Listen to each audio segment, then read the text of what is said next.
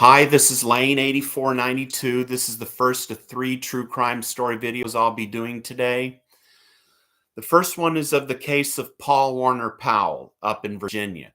You see, Paul Warner Powell who was white, was a full-blown racist.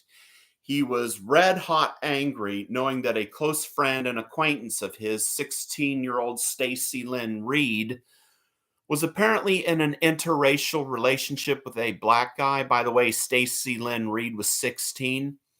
So he ended up going to her house where he made a pass at her. And when she rebuffed him, Paul Warner Powell apparently attacked her by stabbing her with a knife after sexually assaulting her. And sadly, she died in the process. After this vicious and demonic attack, Paul Warner Powell went to smoke a cigarette and waited for her younger sister, 14-year-old Kristi Erin Reed, to come home.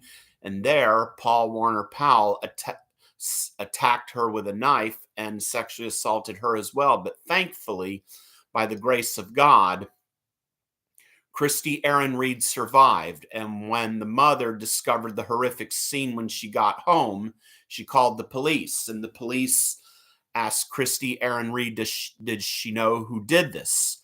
And the only two words that Kristi Erin Reed could say was the perpetrator's name, Paul Powell, by which she meant Paul Warner Powell.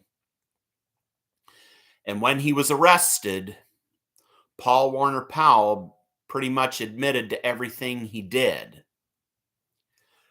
Paul Warner Powell went on trial for the crime. He was found guilty and sentenced to death by a jury.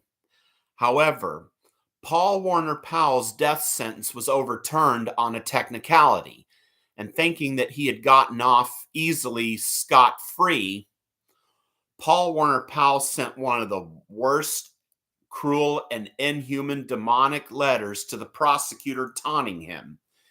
The letter that he sent was racially explicit, and even in the letter, Paul Warner Powell mocked our Lord Jesus Christ.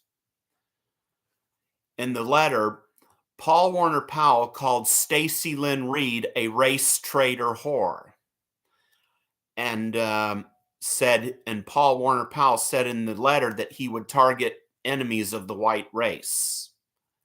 And also even taunted the mother with these demonic words of his. While this letter was completely evil, demonic, and despicable, and completely pathetic, this letter by Paul Warner Powell is what eventually would seal his fate. It was enough for the jury to send Paul Warner Powell back to Virginia's death row permanently. And here's how it changed the surviving victims, Kristi Erin Reed's point of view. Up until this attack by Paul Warner Powell, Kristi Erin Reed was against the death penalty. After that, she changed her views and is now for it.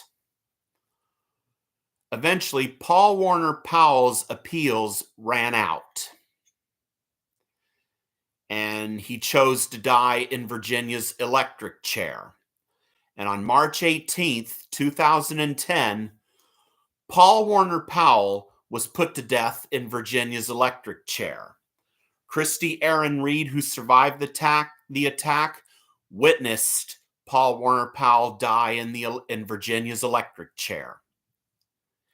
From what she said, she was going to enjoy watching Powell fry for what he did to her and her sister. Now, before I finish this video, here's the thing. I better not see any racist comments posted on this, because if I see any of it there, it's getting deleted. Because I will not tolerate any of these comments on my videos. No racist comments. If I see it, it's getting deleted automatically. I make no exceptions. I don't want to see it or hear it. Paul Warner Powell became the second to last in the state of Virginia to face the electric chair, because the next one who would go to the electric chair in Virginia would be Robert Charles Gleason in 2013, 8 years before Virginia abolished the death penalty. And of course, the last one to be executed in Virginia would be William Charles Morva in 2017. Because I previously mentioned that when I did a true crime story video on the Mecklenburg Six. Well, hope you enjoy this video. Let me know what you think, and thanks.